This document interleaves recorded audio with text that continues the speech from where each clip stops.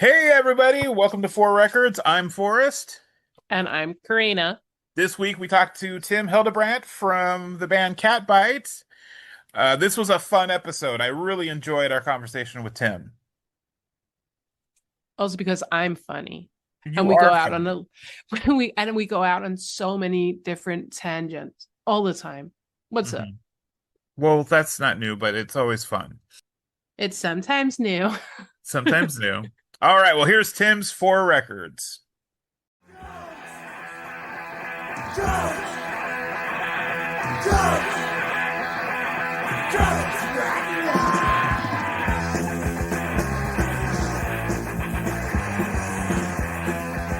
How you doing today? Doing good. Just chilling, chill Sunday. But I'm so okay. First of all, I'm so sorry, Tim. I have allergies, so my Oh voice is no, gonna go in and out of like pure chaos. it's Um, all good. What was your thought process in choosing these records? Um, my process at first, I was like, "Oh, this will be easy," and then I'm like, "Oh, this is gonna be very over." Like, as soon as I like thought about it, I'm like, "Oh my God!" Like, there's so many bands that like are like popping up in my head, and so many albums and stuff. So then I was just like, "Okay, I'm just gonna go through this as fast as possible and just like not overthink it at all, because I otherwise I'll just be going back and forth between like 20 different albums." I've always like, listened to a lot of different styles of music, a lot of different bands, a lot of genres, and like it seems to change like every 6 months. So it was like very hard to kind of pinpoint. So I went with like the first thing that I thought of for each time period, because that was, I guess, the freshest in my mind and made the most impact. And I think I have a really good little list It's a that solid tells list. I the dug it. I story of dug me. it. Thanks. Your 0 to 10 was Phil Collins' The Tarzan soundtrack. Yeah, it's so good. We did, me and my family, my mom, myself, and my sister, we did a lot of like traveling when I was a kid, and we would mostly drive, and like we would do, holidays up in like, I grew up in Northwest Pennsylvania when I was younger, and we would drive to like Maine every summer. We'd go on trips to like the Midwest and like, even Florida and Virginia and stuff like that. So we were in the car a lot, and I got really used to it. But my mom likes music. She's a big music fan, but there was just a time period in this time period where she had like three CDs and that's it. And that's all it would be on loop. And it was the Tarzan soundtrack, um, Il Divo, which is like a kind of male opera boy band that Hmm. sings mostly in Italian. And that's very specific. yeah, it was chaotic. So you have Tarzan soundtrack going crazy. You have Il Divo, and then Andrea Bocelli, which is like a blind opera. Time to say goodbye. That guy. Yeah. So and then later on, she introduced the chicks formerly known as the Dixie Chicks, and that Oh, kind of started to grow on me, and I became a huge fan of that. Just like but going back to the Tarzan, that was just in my head. It seems like 24/7 as I was a kid. And I always had such a huge attraction to like percussive things and like drums. I always wanted to be a drummer from when I was like just a little kid. I was always banging on stuff. And if you're familiar with the Tarzan soundtrack, there's a lot of cool like dynamic things and lots of cool percussions. And as like, a 7, 8, 9 year old, I'm just like sitting in the back seat of my mom's minivan, just going absolutely insane. And like then she would go to the other two CDs, and then the Tarzan soundtrack would come back, and I'm just going absolutely you're crazy in the you're back. as dramatic as the percussions are. Yeah. Yeah. Oh yeah, I remember that. So it has such a huge impact in my life. I still listen to it so frequently, especially when we're on tour, and I'm like, I do a lot of the driving, so whoever's driving kind of picks whatever's going on in the van. And whenever I'm feeling like, this drive is too long, or like it's an 8 hour drive and we're in the last 30 minutes and like everyone's asleep, I'm like, okay, it's time. And I'll put the Tarzan soundtrack on, and it just gets me in the vibe, and I'm like ready to play a show. So that was like the easiest one for this whole thing. I was just like instantly Tarzan soundtrack. It's still there, like top 10 album of all time. Oh Did my God. did you Yeah. watch the movie a lot as a kid, or did you just listen to the I soundtrack?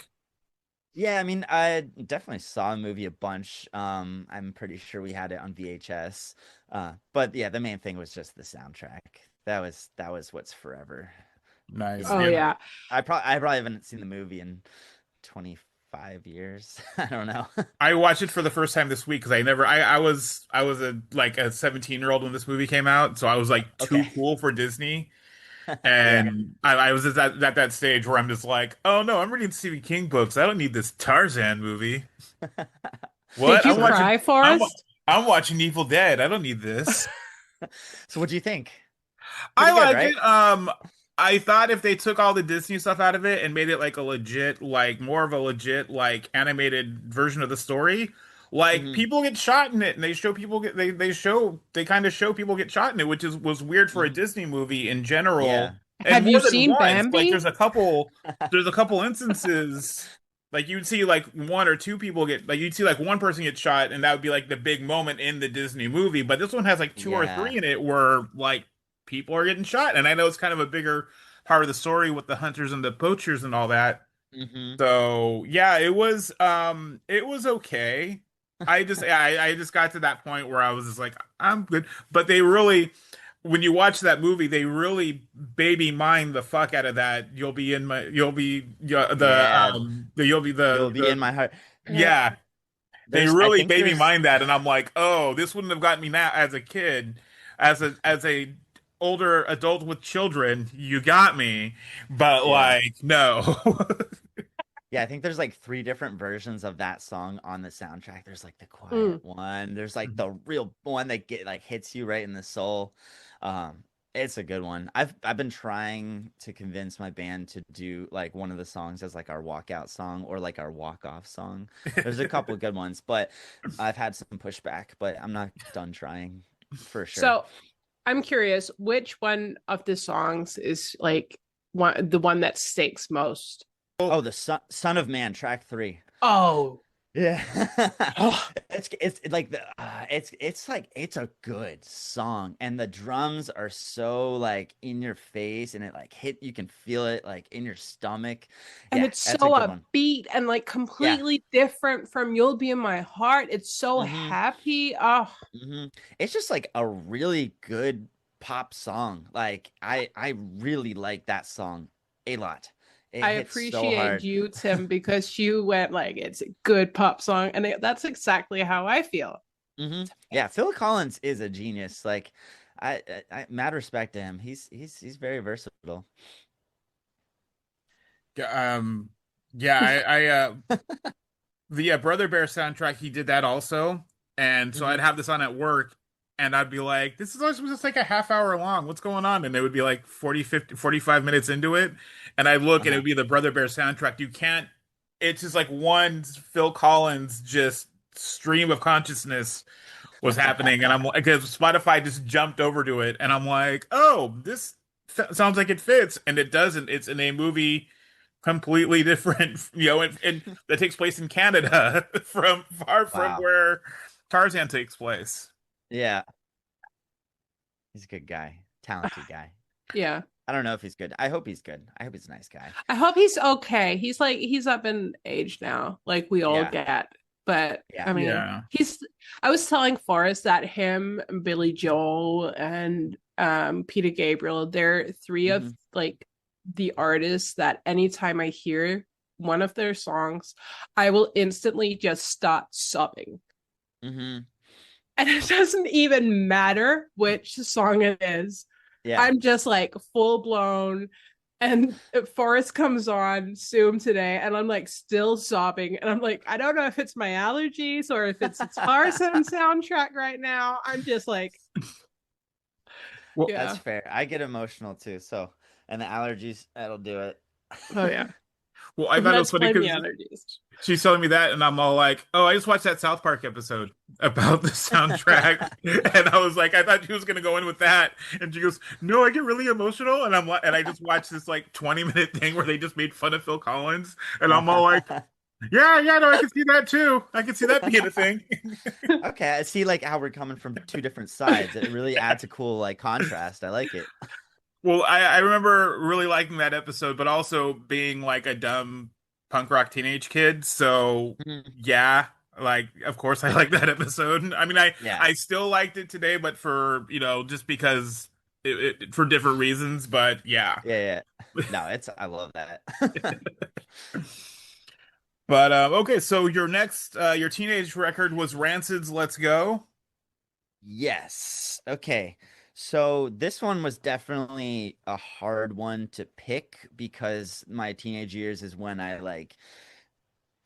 kind of started off my teenage years being listening to one band. It was Linkin Park. That was like I got into Linkin Park when I was Yep. like 10-ish years old because it was like just as a 10-year-old, I'm like angry. I'm living in the like conservative suburbs, like, and it's like this metal heavy music. It's screaming, it's got singing, cool percussion. And, heard it on the radio, and like some friends of mine started listening to it. So I was like pretty much obsessed with that because it And it was the was like first, like, right in your face every time you yeah, turned on the Mhm. TV because exactly. like Numb and my and what's it called, Encore and all those songs. So it's just like Uh-huh. they're there, and you Hmm. can't help but be like, yeah, Chester, you get it. You Yeah. know why I'm angry at the age of 10.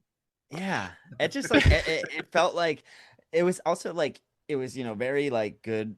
Like the recording quality was so good and it was like super easy to listen to. And like it was, I think, like for me, it was the perfect introduction to heavier and Mm. alternative music. And so that's like all I was listening to for a couple years. And then it wasn't until I was like in believe 10th grade is when I finally like kind of discovered punk rock. And it was a little bit of me like I grew up in like after I moved from Northwest Pennsylvania, I was like in high school in like Lancaster, Pennsylvania, and it's very conservative and upper middle class, and there's not a lot of alternative people or like punk people, no emo people. It was just like bros and rednecks and stuff. And I knew I liked angry music, but I didn't have like internet at the time. My mom never got internet my entire like high school years. She only had dial up for a couple years and it was password protected. So I was never allowed to like do this is the age of LimeWire and all that stuff kind of coming up, but I didn't have access to it and didn't really have access to like MySpace and stuff until later on.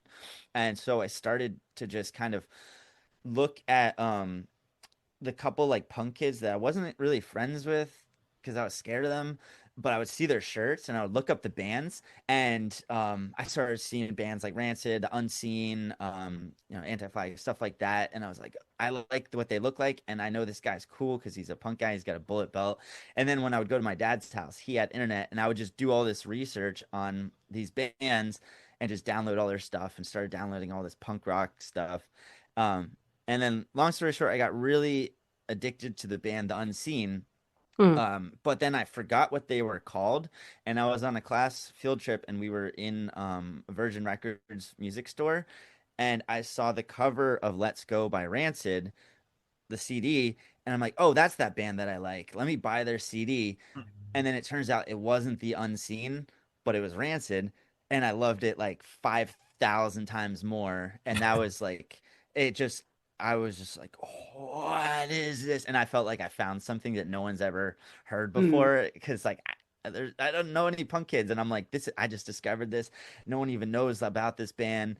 And then eventually, like, I become really good friends with my friend Todd, whose band I joined and was in for 9 years, starting in high school. And me and him were very on the same like type of music thing, but he had a lot more knowledge, and he introduced me then to the Give 'em the Boot record Mm. comp records that are put out by Hellcat Records, because I told him I like this band Rancid, and he's like, wait till you hear that they were in this band called Op Ivy before, and also Rancid has this label and it's all these bands. And that was my first introduction to ska, and that's where everything changed for me. And Nice. um You were yeah, no so longer angry. You were happy and you were ready to go. yeah. So it's just like that. That's why I chose that record, which like going back, like I really like that record a lot for Mm. sure. I wouldn't say it's like my favorite Rancid record. It's probably not even like top 10, 20 record for me, but I accidentally bought it and it like changed everything and put me in the trajectory of where I am now. So But that it's is my final answer for that. but it's also like when you do this, when we do this, like, oh, what record from you teens, it's like it's the moment that it's like when you discover your own music. So I mean, Exactly. even when I look back at my pick was like Fall Out Boy. If I would Yeah. to go back and change it, I was like sitting there going like, oh, it's because I love the story of how I discovered Fall Out Boy. Yeah. It's not That's like I don't, that's not even my favorite Fall Out Boy album. It's uh-huh. just because it was the moment I discovered Fall Out Boy by using YouTube like a boss. Yes. Yes. But if I were to go back and be like, You kids with your YouTube finding bands. oh yeah, I did the LimeWire too. I had Yeah. many funny versions of Sugar Here Going Down Down. But Yeah. if like in hindsight, I would probably have picked Motion City Soundtrack because I still listen to them and I actively like uh go to look for them hmm and annoy my friends with them. How can you know But you're friends with a good band, though? I'm just kidding.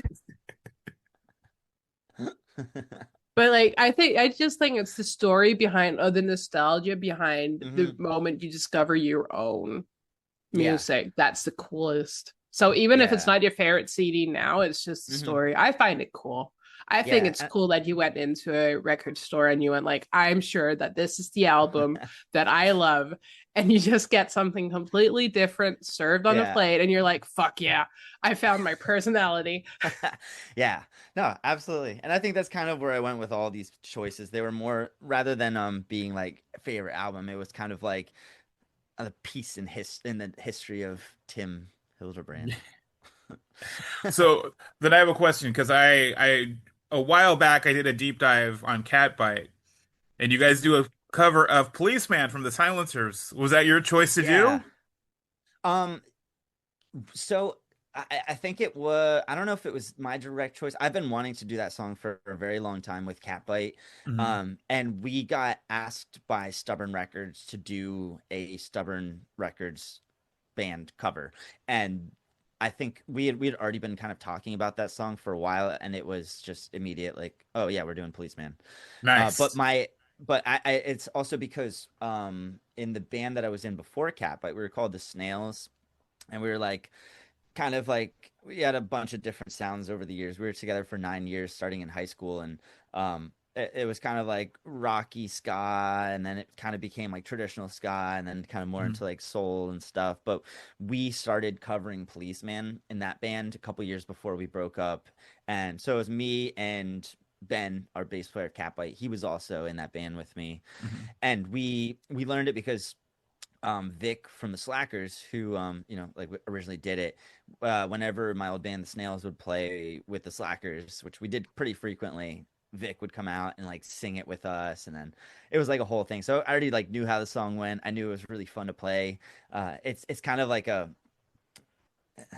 special treat because not a lot of people know about the Silencers. Like Yeah. everyone knows about like Tim Armstrong, obviously, and everyone knows about Vic Ruggiero from the Slackers, like in the scene. But there's not a lot of people because it's not really available anywhere. I think it's on YouTube, and I don't think it's anywhere on Spotify. There's a couple different versions though. I think there's one by the Fourth Rights or Maddie Ruthless. But Mhm. yeah, and like so if you know that song, you love it, and if you hear it by like someone doing a cover, like it's pretty special, and that was kind of what we were going for on that.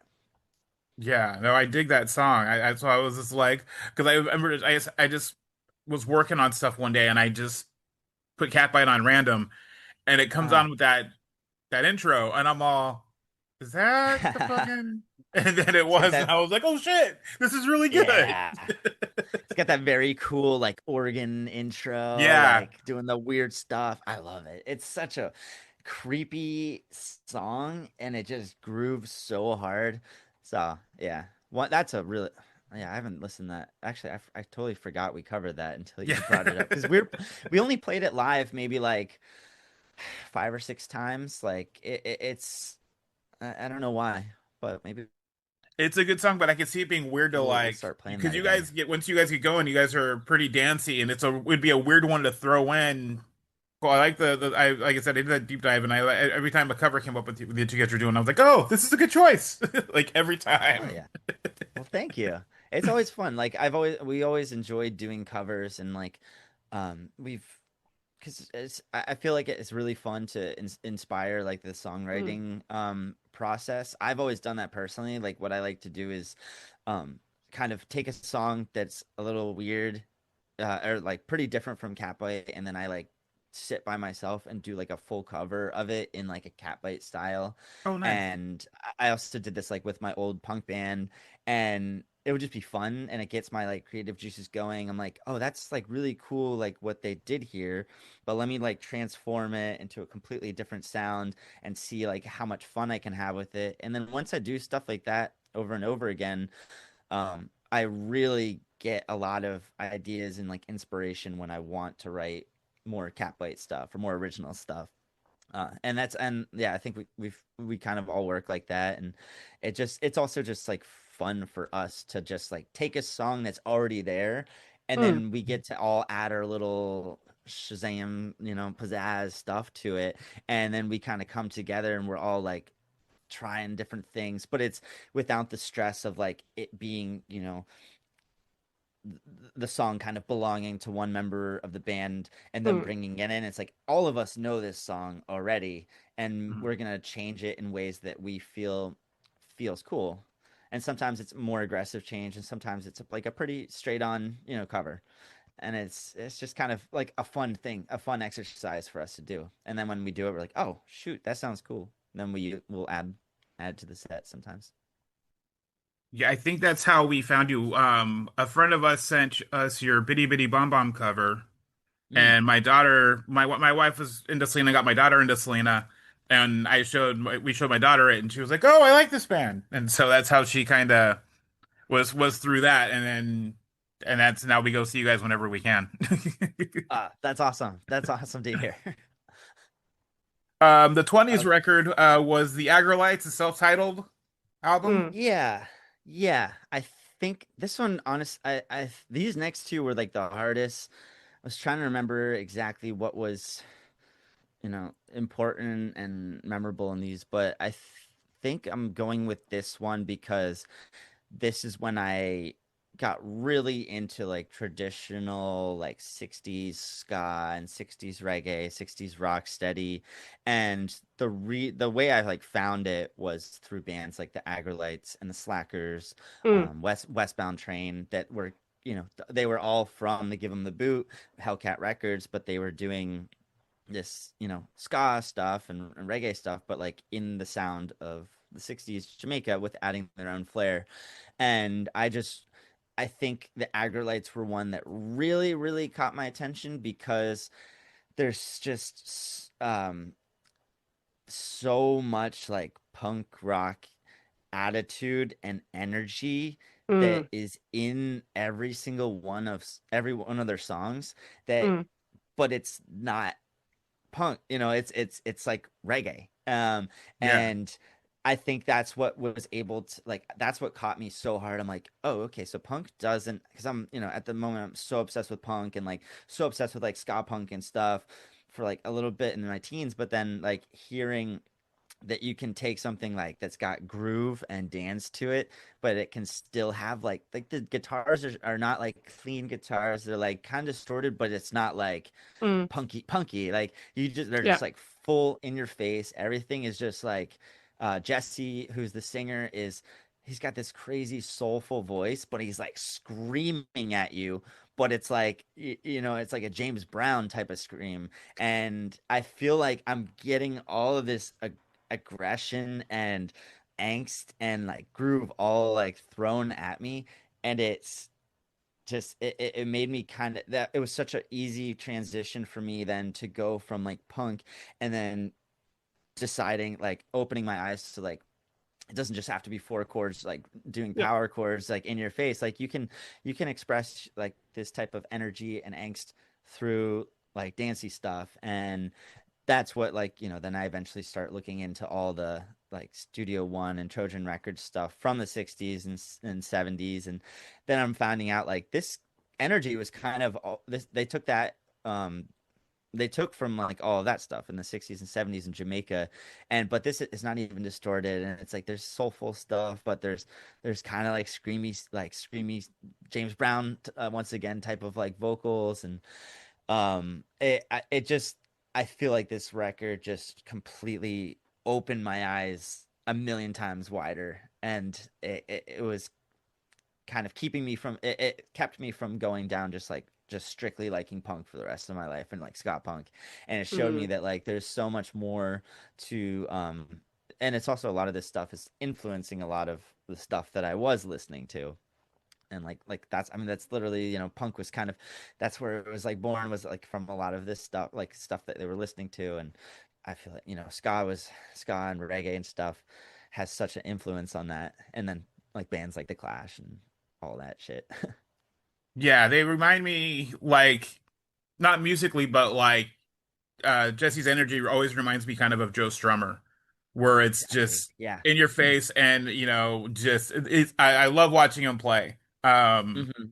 Even now, and he has the same energy from when I saw him the first time, like 20 something years ago, to Hmm. like now. Like it's not changed, and he's just, I mean, and it's always so damn good. Yeah.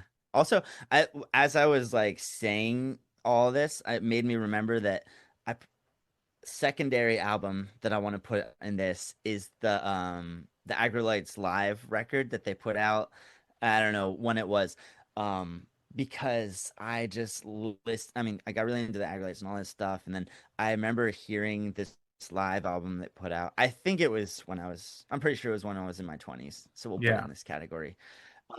But just it kind of had that same thing, you know. I'm hearing all this cool like punky reggae stuff, but hearing them live, because this is when I just started being a touring guitar player in like a reggae band, and just hearing like how perfect they were live, hearing like the little mistakes, it made it like human, and also just the way that they arranged their set, uh, and go from song into song. They create like transitions between some of the songs. They add and take away things. They do little medleys, and it really like opened my eyes to because obviously I've gone to like a million shows at this point, but like having this that I can go back and listen to and listen to and listen to over and over again, and kind of like study it and analyze it, because the Snails were becoming a more serious band, and we were your normal band. You play a song, you stop. You play a Mhm. song, you stop. And I remember just like analyzing this record, be like, wow, that's so cool how they went from that song, and then they added like this cool like walk down right into the other song and stuff like that. And ever since then, I've always done that with every band that I've ever been in, and that's something Catbite we do a lot. We have really cool transitions. We don't go like overboard with it, but we like to do it because you can really take the energy of the room and dictate like where it goes, by the song order, which is obviously the set list is always super important, but also like adding these little things where there's no break between these two songs, or this song just goes right into this other one. So yeah, that's my second answer for that, because it's been a huge inspiration for my personal, like, you know, band uh life. And the way Journey? that like yeah, band journey. Yeah, That's, yeah, let's do that. musical journey. Exactly. As a Yeah. musician, yeah. Yeah, no, that definitely shows, and I love, like I said, that I love the energy at the Catbite shows because it just, you guys have it down because you guys stop at the right points to like kind of give everybody a breather, and then Thank you. We have a lot of fun. Like that's the main thing, and that's what we've always wanted to do, is just have fun.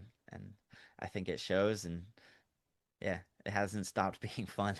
that's awesome. And you guys have been together since 2020, 2018 is when 2018. we Oh, okay, officially started. Yeah, we didn't really do much until like when COVID started. That's when we kind of really got motivated to do stuff like online, and that's when people kind of really started to find out about us. And then we put out our second record in 21, which was kind of when we got pushed into everyone's kind of radar, I guess. that's But yeah, awesome. before that, we were just like a local Philly ska band that was just played a couple shows here and there. Nice, nice.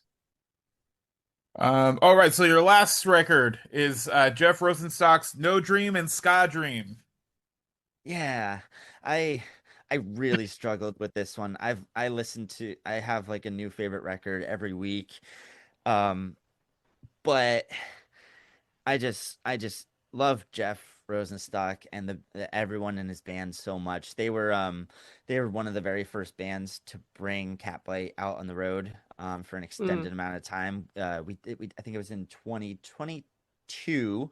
They brought us out to do about 2.5 weeks of shows, and they are forever like some of my favorite shows that we played. It was our first time going to the Pacific Northwest and like all these Midwest states and stuff, and we had just like such a blast.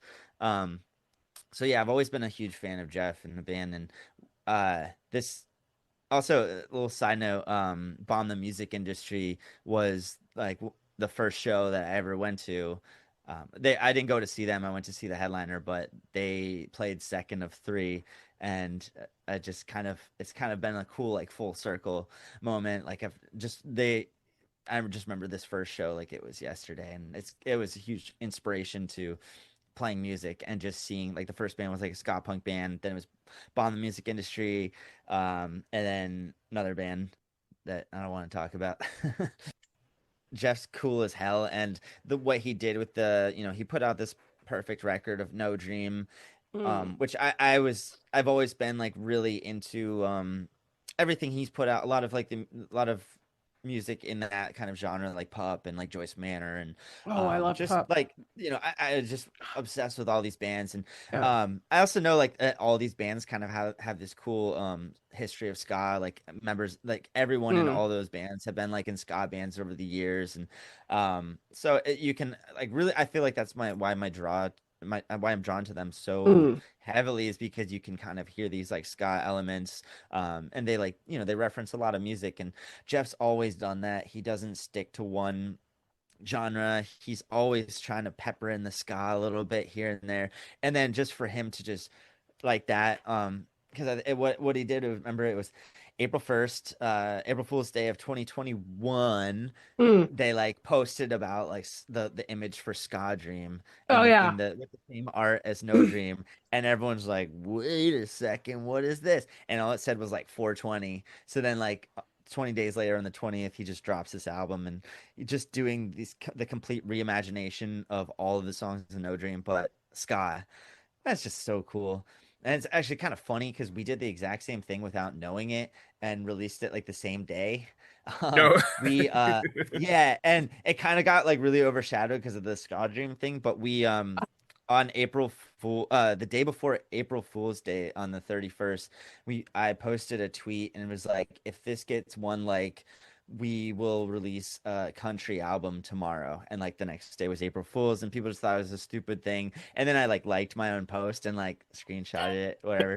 And then the next day, um, we dropped a whole country out. It's like alternative country acoustic, uh, reimagination of our entire first Mm. record, and we just like put it out on Bandcamp for pay what you want. But it was like completely overshadowed by the whole Scott Dream thing, so not a lot of people know about it.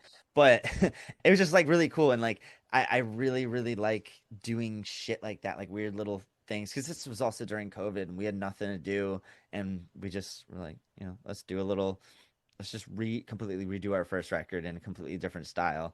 And then to see someone like Jeff, who's just like over the past like 10 years, I feel like he's just been like slowly getting more and more like bigger and like really breaking into the indie scene, the punk scene, the ska Oh scene. yeah. But like and ska has always been like the butt of a joke for a long time, especially like in the mid early 2000s.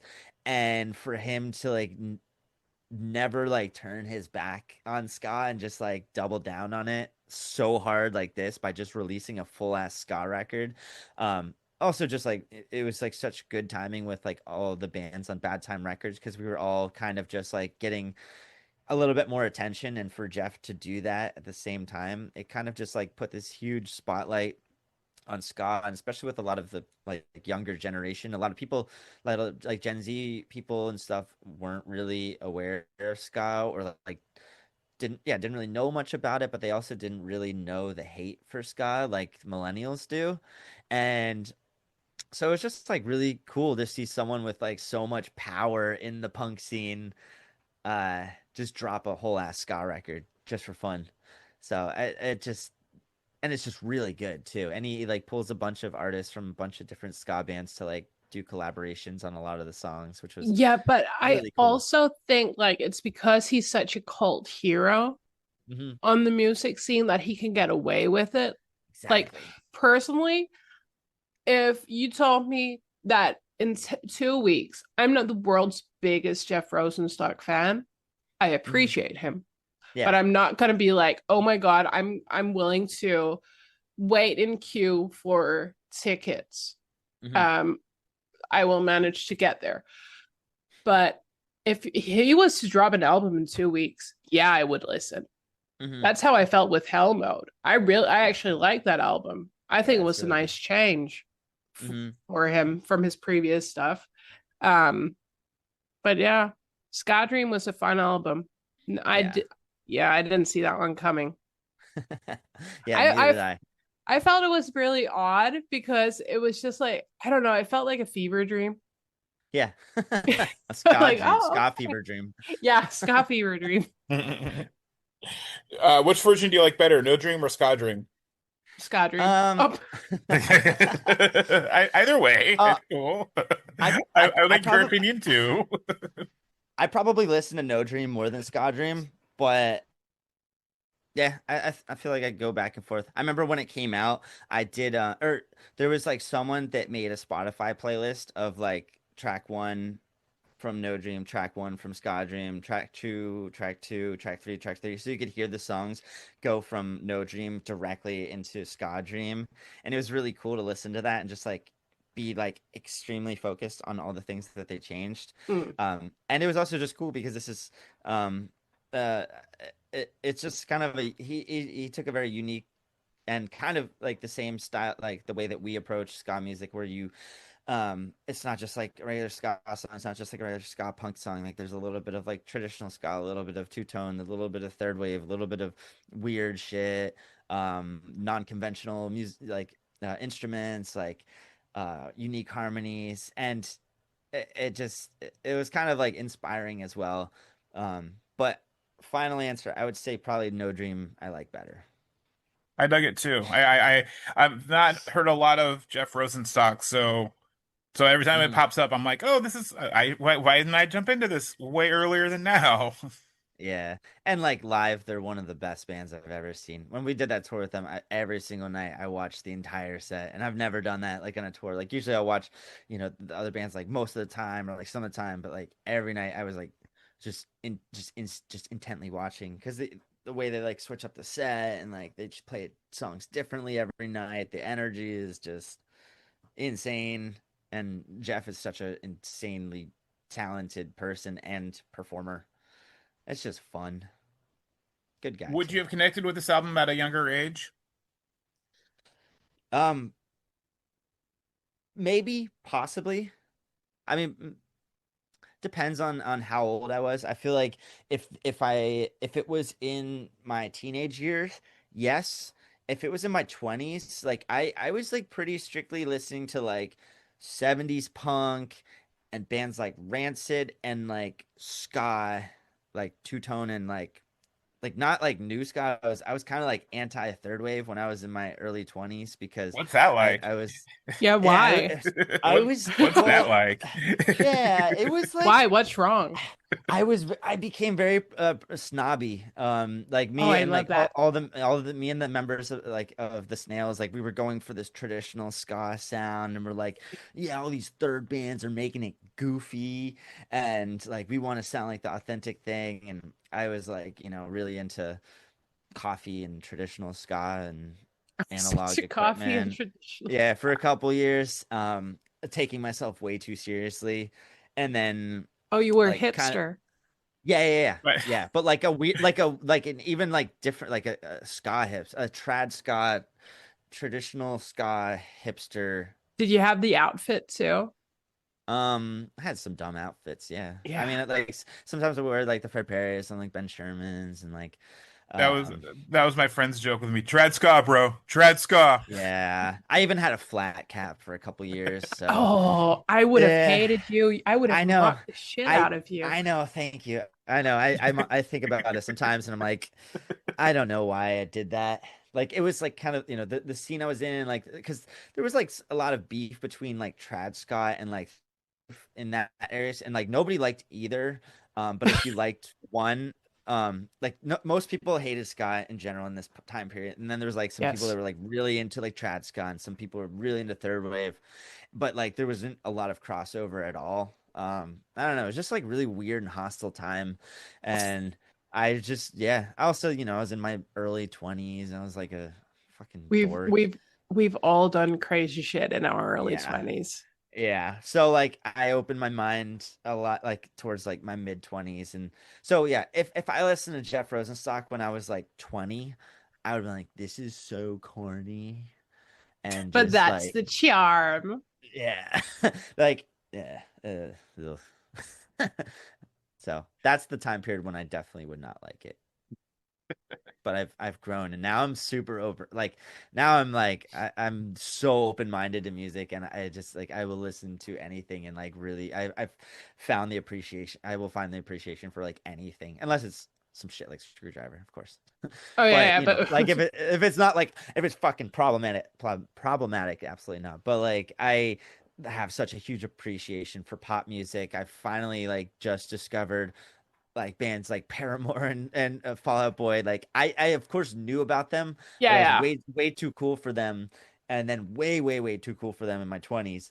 But now it's like, oh my God, I can't stop listening to bands like that. And like My Chemical Romance, I finally discovered, and now I'm obsessed with them. And like Dua Lipa, Elton John. Like I don't like my world is crazy right now because You're I my talking playlists are insane.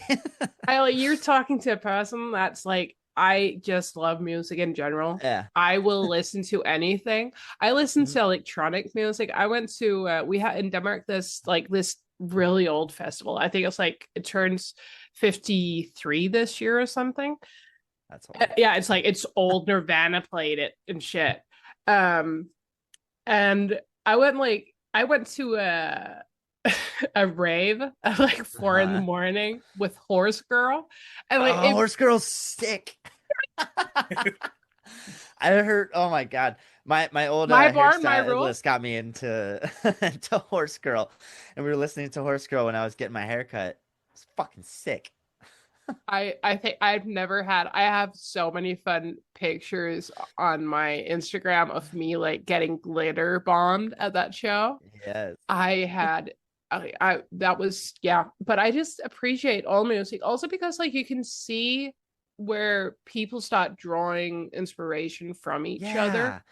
Yeah. And that's the Yeah. coolest bit because you can go like, oh, it's all interconnected somehow. It's Hmm. not like because when we were kids, it was always like, oh, if you listen to pop music, you're like fake punk, like you're not real punk, you're not real Exactly. emo. And like now when we're growing up, we're like, what the fuck? Like Exactly. seriously. Yeah, and then you start like finding like doing research. You have so much Mm. like information now, but it's like now, now you're finding out like Patrick Stump and like all the members of Fall Out Boy. They were like all hardcore dudes. They were fucking hardcore band before, and like Patrick's obsessed with ska, and like you're And finding out all this funk. info. Yeah, yeah, exactly. And So you're like, oh, you don't have like yeah, it's so cool. Like I love now like ever since I've like really stopped caring what people think about like what I listen to yeah. and like actually giving everything a listen. My my musical taste is just growing, and also just like my I have so many more resources to pull from whenever I'm like writing, and just like have I if I'm in one mood I can listen to this. If I'm in a different mood I can listen to this, and it's like it all Mm. hits differently, and it's really cool to like kind of soundtrack your life based on, not limiting yourself to just like, you know, fat records, punk bands, or just listen to just ska or like all Oh, that. def. Like the other day I was doing something around the house and I was just like, oh, I want to listen. I was listening to hardcore. I really love hardcore. Hmm. But that's become a later addition to my music taste because I was always like, oh, It's I don't know how to say it in English, to be honest. It's like Bulle music, like for tough guy music. Tough Yeah. guy music works. Yeah. Tough guy hardcore. Yeah. Yeah, and I was like, oh, I would never get into it, but I really fucking love hardcore. I'm not gonna be the girl that's up in the pit for a hardcore show, but I'll stand back and I'll appreciate it. But then like I'm halfway through a song and I'm like, oh, you know what? I want to listen to Enya now. I'm in an Enya mood. It's just like Enya's just the perfect like palate cleanser. yeah, it is. Too much And then hardcore, you put some Enya on. yeah, and then I started listening to Tame Impala, and it was like That's sick. everything's fine here. Like I Yeah. think my neighbors sometimes think I'm going through some mental breakdown, mostly when I'm out in the garden because they'll be like listening to Turnstile, and then suddenly I'll change it to like lights, and then I'll go into something a bit more screamy, and I'm like, oh my god, she's here. What is wrong, Karina? I love that. I think everyone should kind of do that. Listen to Yeah. everything. I think Everyone it should helps. have one of us. Like they'd Yeah. appreciate, like they'd be so blessed. That's what I tell my friends. Yeah. You'd be so blessed with us. Forrest is blessed. Now he has two of us. Yes. Well, I always like that because then I'll find something to listen to and try.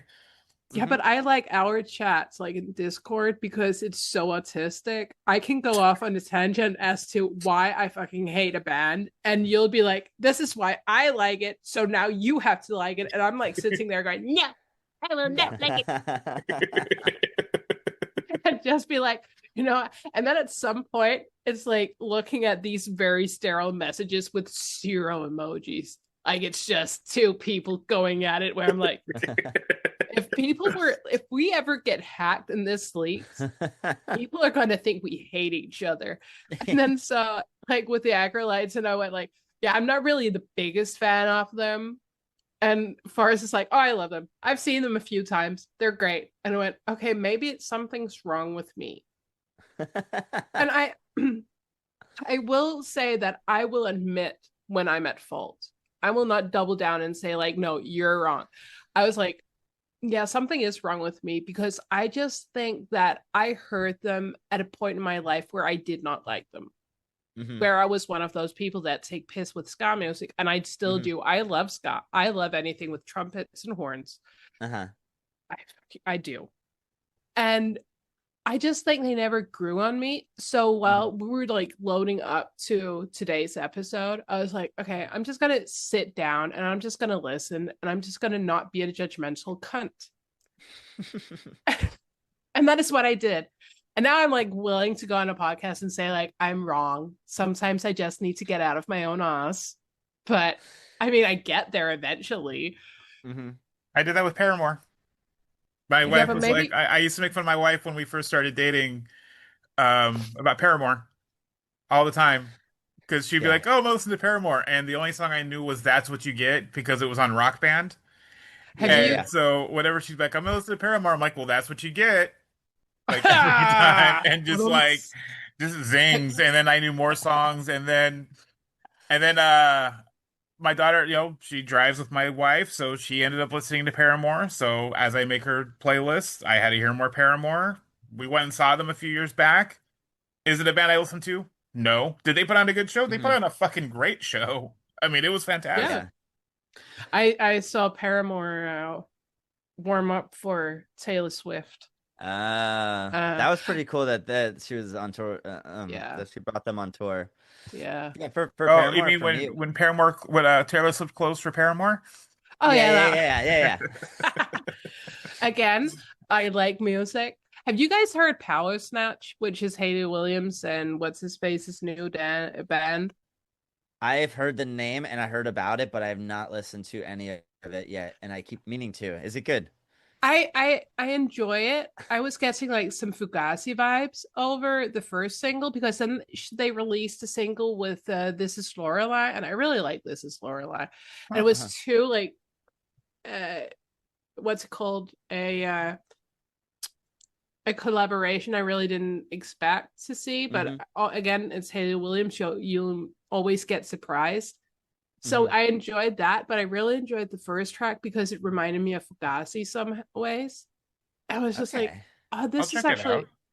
actually Yeah. I like that because it's so rare that anybody comes up to me and goes like, so what do you think of Fugazi?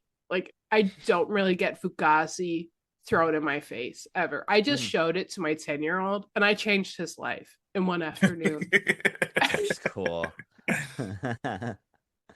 My son, that poor thing, like growing up with a music journalist mom, it's like, what do you want to listen to? No, we aren't listening to fucking So what's Roblox. what's his favorite thing? Like what right now is like his favorite music or I think song or like band?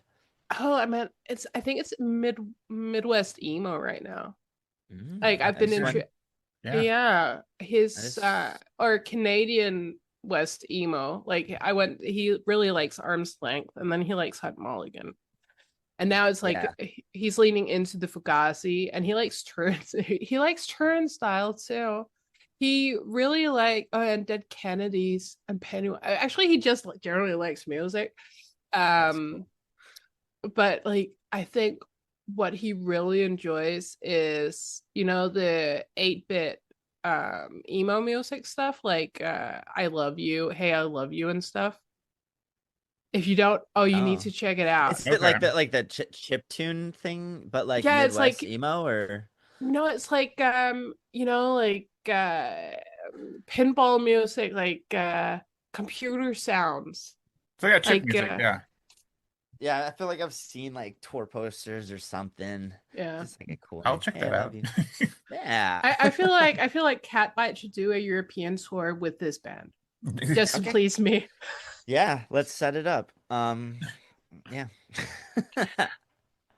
Yeah, my thing has been I've been waiting. Like I said, I like when people throw me music, so I want my kids to throw me music, but I get to Okay. all the music before my kids get to the music with Oh doing yeah. all this.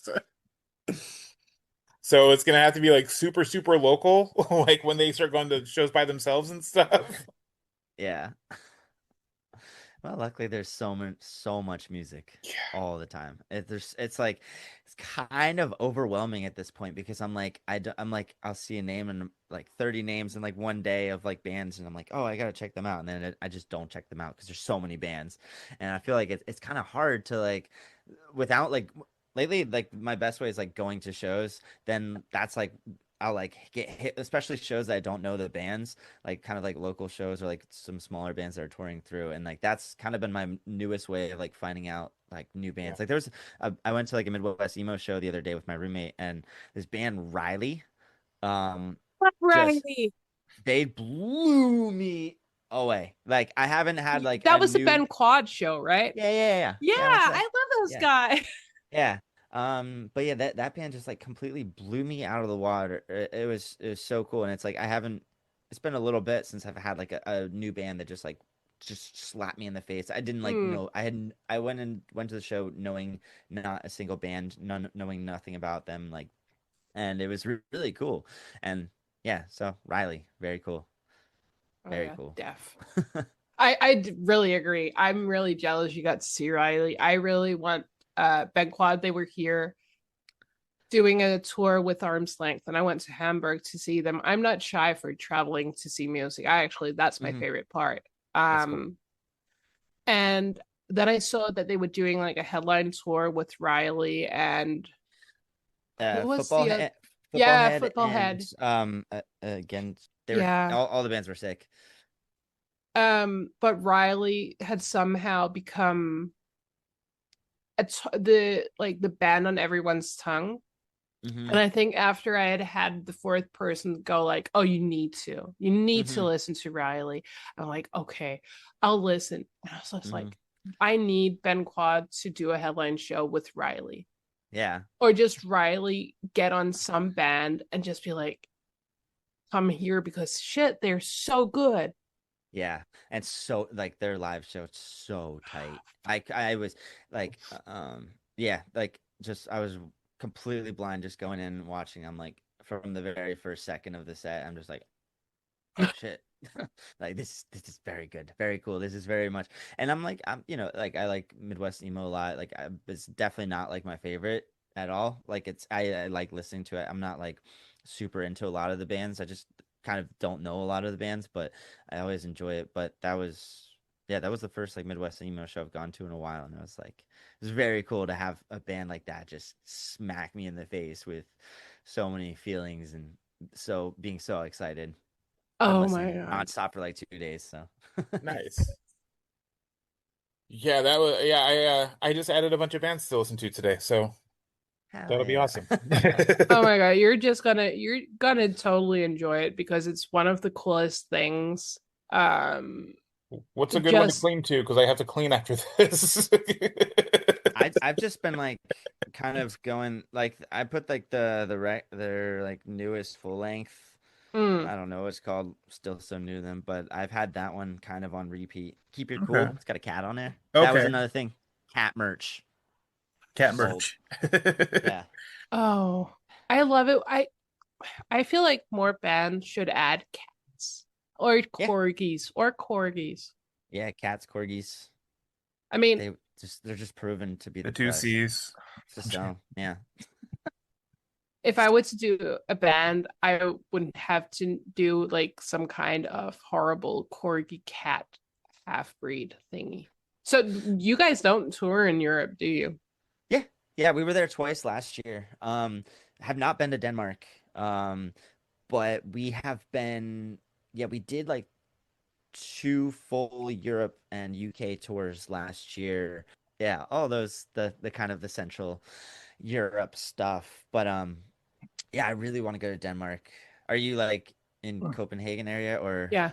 okay, cool. I've Yeah, but never I've I think you I, can I was ask like most bands, like they'll say that Denmark, Norway, and wait, okay, so Denmark's here and Sweden's here and Norway's here. It's like the trifecta of just fucking expensive touring. yes, that's what I've heard, and that's also I guess why not a lot of bands do No, that. I want to just in general go to Copenhagen. I've only had a layover there and I like the doesn't count. airport's So nice. yeah, it was fine. Yeah, also the Helsinki airport, one of my favorite in the world. I've been there like 3 times and both times were like overnight. Like I just like a 7 hour layover. No, In I've been there twice, Helsinki. but one was so sick. It was pretty cool. I landed at like 8 p.m. and had like a 6 a.m. flight, so I was like the only one in the airport. And I felt like Tom Hanks in the terminal because I was just like all by myself. I was like just walking around. There's like an automatic pizza machine maker, Yeah, which was yeah, it's so cool. And that pizza was good. And those like I was eating that like 4 in the morning, and like I had like this whole area that had like these beds and stuff. And when you stayed still for long enough, the lights would turn off because there's no one else in the airport. So I like just was like on this like lounge bed thing, slept like a full like 5 hours, and like woke up. So I woke up and it was bright out, and there was thousands of people, and it was the weirdest juxtaposition ever to like go to sleep in an empty airport, and then I like took off my eye mask and there's just people fucking everywhere. the It's worst. cool. I hate it when people come and ruin everything. Yeah, it was weird, but a very cool airport. Yeah, but yeah, we Catbite like we really, really, really want to make it up to like Scandinavia. All those eventually, whenever it makes sense. Yeah, Um, because I saw that you guys don't really have any Europe dates right yeah, now. next year we don't have anything. This year, sorry. This year we are very scaling it back to write and record and work on a bunch of stuff because last year we had 105 shows, including yeah two Europe tours and like two full North America tours. It was Holy like shit. nonstop. So we're doing like just a little chill. We're doing like decent amount of US dates. We might go to the UK. Um, no plans to do Europe mainland next this year, but definitely we will be back when we Ask have Ben the Quad if you new can trip. jump on their tour. Yeah, They're coming, they're doing a UK tour really in the fall. that'd be so sick. Yeah, they were really cool too. Yeah. Edgar, the guitarist, he really He's knows how to just going the entire time with the biggest smile on his face. I'm just like, eh. go, Edgar. That's how Yeah. I feel every time. Like when I saw Edgar, I was lucky enough to interview them back in November, Hmm. and they was so fun. And then I'm like at the show a few weeks ago, and I'm speaking to the drummer Isaac, and like I don't know how he could recognize me in a sea of people, but he just went like, "Oh my God, Karina!" That's Like, really cool. and Edgar's like just going absolutely ape shit, and he Hmm. like over in the crowd, just oh my God, I'm like looking at him going, "Oh my gosh, what shit." I feel like you're my age. I don't know if you maybe you're younger, maybe you're not in your 30s, but man, you watch your back. Yeah, that's true. Yeah, that was like it was really cool to see them having so much fun on stage. Like that band like yeah, like it was like the music was definitely really cool, but what really impacted me the most was like how much fun they were having on stage and like just like their personable personalities, I guess. Like it like it really hit me hard and I was like, yeah, like that like I feel so comfortable at this show. Like I don't uh I feel like they're just very on the same level as me and like very chill, laid back, having fun, just doing this for fun. But meanwhile, they're a pretty fucking successful Midwest emo band. Oh, It was I very cool. they're so grateful. I was like, how does it feel having, because it did feel like they had, I don't know if you've experienced it too, like that overnight success with a song or something, and then it's like your whole entire, well, hello, your whole entire world just like changes, where people are like constantly DMing the band, Hmm. and you're like, oh, this is getting so overwhelming. They're like, we just really want to take our time with the fans, and just like we're just so happy that we're here, Yeah. because it's so hard with, I don't know, maybe it's just me, but I've, and we're going to cut this bit out because it's going to sound like I'm shitting on the Danish scene, and it's not that. It's Okay. just like for every 5 people in Denmark, I feel like there's a new punk band. Hmm.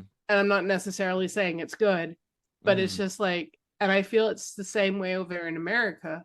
Like Hmm. every time you log into Instagram, there's like some random band name, and then like the profile's new, and I'm like, Yeah. okay, It's- What's yeah, that? What's that meme about Little Caesars? Oh, we got a $5 pizza that's hot and ready. Well, is it good? It's hot and and it's ready. ready.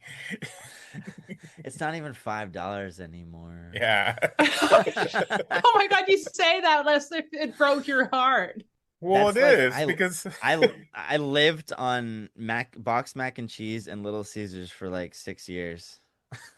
Like that's College. yeah, basically like when I was like in college and like first like starting to tour a bunch with my old bands, like that's like all I would eat. And just because it was so cheap and it was like you get a $5 pizza that'll last you like a lunch, dinner, and maybe another lunch if you're, if you stretch it. And it's just like, but yeah, the price has gone up. yeah, you got Can't it's be bothered. It's still good though. I think it's pretty yeah. good. Yeah. But maybe it's just like nostalgia. I've probably had at least like I've probably personally eaten 250 at least of those pizzas in my life. That Yeah. And those is that is a yeah. number. Yeah. That might even be low thinking back. Yeah. Yeah, no, those come in handy when you're like, oh, we didn't have time to stop before a show, but we can stop here. Yeah. Yeah. It's hot and I mean, ready. I Hmm. I really shouldn't say anything. I got absolutely blasted at Hunt Mulligan 2 weeks ago.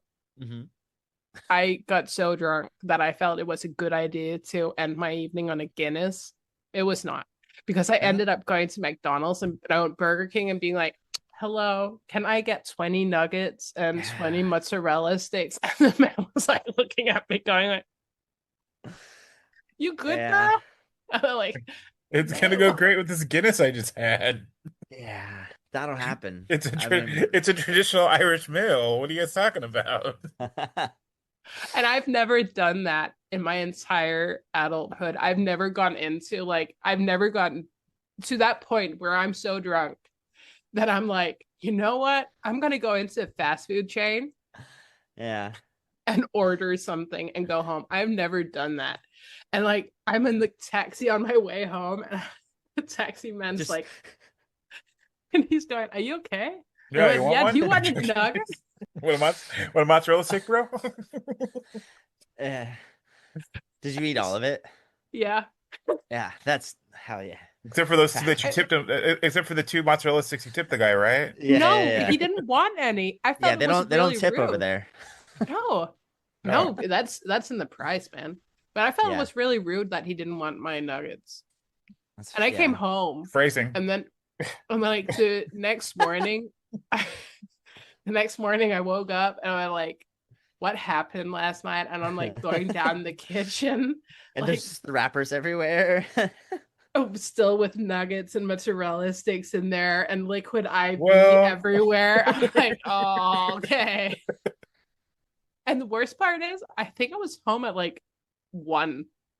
That was no excuse for that very childish behavior. I was like, I can't, this is not me. And I was like speaking to my friends I was with, and they were even worse drunk. Like, my friend somehow, like crossing the street, she lost her glasses just by crossing the street. I was like,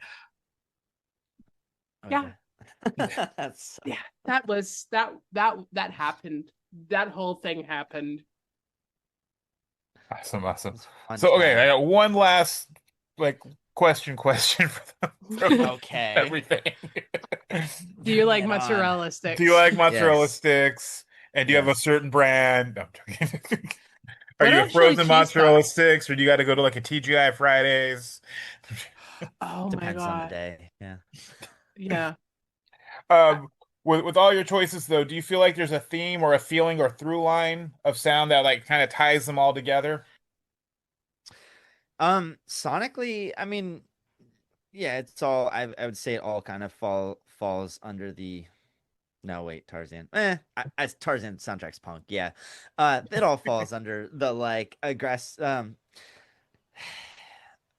kind of punk, not even like necessarily punk, but like the punk energy that I've always been like really drawn to. It's all like kind of the different, very different. I don't know what I'm saying. Very different sides of that. But it's when I was picking it, like I said earlier, it's kind of just like they're moments that inspired those like the way that I approached music, and they're kind of like stepping stones to where I am today. It's like, the Tarzan started making me feel a certain way and inspired me. Well, just listen to more Tarzan. But then like the others, they were like, okay, this makes me feel a certain way, and it's gonna let me dig into it, all this other type of music. And also a lot of it was kind of inspiring my growth as a musician and my journey as I was becoming a more professional musician, as I started like writing more songs. Because I started off in my old band, I didn't write any music at all. Like I didn't start writing music until shortly before I formed Catbite. Like I never really wrote music. It was just kind of I listened to music and I played the songs. But I think the growth of the music and like expanding my mind has really helped with just becoming a better musician and writer and creative person.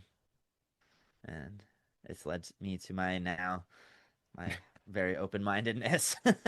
Do you think, because now I'm just going to guess, we're both in Yeah. our 30s, right? Do Yes. you feel like that? Okay, how do I phrase this? Do you feel like maybe the Disney Tarzan soundtrack was somehow like a gateway drug? I think, yeah, like it was like the first music that I heard that I felt something Yeah, in my soul and body and my yeah, mind and stuff. And then I've kind of just always been chasing that. And it's like, uh, and that's what's always like whenever I hear something new that gives me that feeling, it really helps me explore that artist and that sound yeah. and that genre and that era and their influences, and it's all just like a big umbrella. And it's whenever it's always that same like cool like gut feeling where I feel it everywhere. And I think that was the first time I really felt that, because I'd liked music a lot from when I was as long as I could remember. But that is just maybe because it was on repeat. Maybe it was like the dynamics and the percussion. Maybe it was a combination of everything. Maybe it was because of when I listened to it, like in the car. Um, there's so many factors, but that's like the underlying thing for it, I think. I totally understand it. My first choice was Cher. I Hell yes. exactly okay. This guy gets it. We're friends forever. Sorry, Tim. Yeah. I just, but it's like the first time I heard Believe, I I felt something. Like, yeah, Yeah. Disney music, but I felt something. I felt something I hadn't felt because my parents were like listening to, at that point, it wasn't called classic rock or dad rock. They were listening to like AC/DC or Yeah, T-Rex or yeah, shit or stuff like that, not shit like that. I have a huge appreciation for it.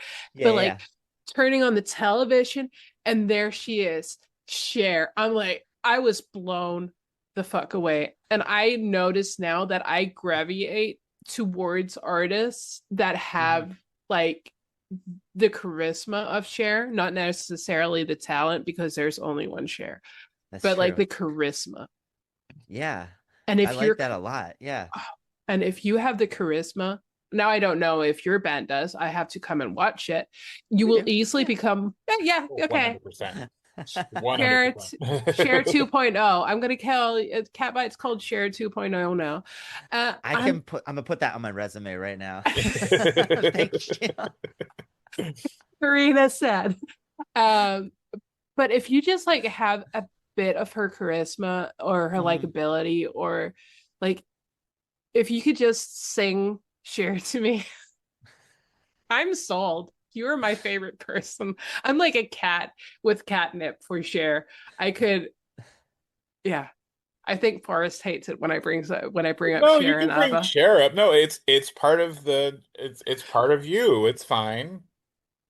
Yeah. Yeah, Actually, like that kind of made me remember that my mom, or maybe it was my sister. I think my mom gave my sister a CD of Gloria Estefan, like around the same time period. And it wasn't one that was in the car a lot, but we had this like weird little boom box. It was like this big, yeah, and every now and then, like I would just like press play because it was just like the only CD in there, and I would walk by and I would just press it and just like be dancing like crazy. And I was like, I don't know, like 5 years old. I like totally forgot about this memory until you started saying that, and I think it's like the same thing. I mean, yeah. I didn't see what she looked like. It was just the CD, um, but like just like the The grooviness. strong, yeah, Yeah. and like her vocals being so strong and just like being in Spanish and like not even knowing what's going on and just Yeah, but like that was like the dream, right? yeah, Yeah, because I still love, like, I listen to a lot of Mexican punk bands, to be honest. yeah, I yeah. I don't speak Spanish or Mexican, Mhm. or I speak English and Danish and a bit of German and a bit of French. But I don't know what they're singing. And Yeah. they could be singing that I'm dumb, but I just think it's so cool and it's so catchy. Hmm. And again, that's also why I like Bad Bunny, because Yeah. it's like this, they bring in like the salsa Hmm. into even into punk. Like they still have the whole heritage thing. And I think that's so cool. Yeah. Yeah. I like I the way I kind of think about it too is it's like there's a lot of punk bands that I don't know what the fuck they're saying. Like even like some of my favorite bands like The Clash, I don't know what Joe Strummer is saying like 80% of the time. I've like since looked it up, but even still I'm like, the fuck was he saying? And it's kind of the same thing. Like I've loved The Clash as like for a long ass time, and I didn't know like there was years when I don't know what I'm just saying gibberish in my head because the songs are so good and the energy from Joe's voice and like the force behind it is like enough to tell the whole story just from like the 6 words that you actually Yeah. hear. And that I feel like that's kind of the exact same thing whenever I listen to any music that I don't understand the language at all, even if I don't look up what the lyrics mean or say, you can just like you listen to it and appreciate it from like this whole different way. And it's like Yeah. not really the way it was intended, but also maybe a little bit, especially because but like, yeah, obviously people that understand the language, they're gonna have a different appreciation for it. But usually you can kind of get a vibe of what the song like is about, or at least like the tone or like the mood, and you can feel the dynamics, and you can kind of create your own storyline, Yeah. and like reimagine the song in your own way without even doing that deep dive into seeing like what these words actually mean.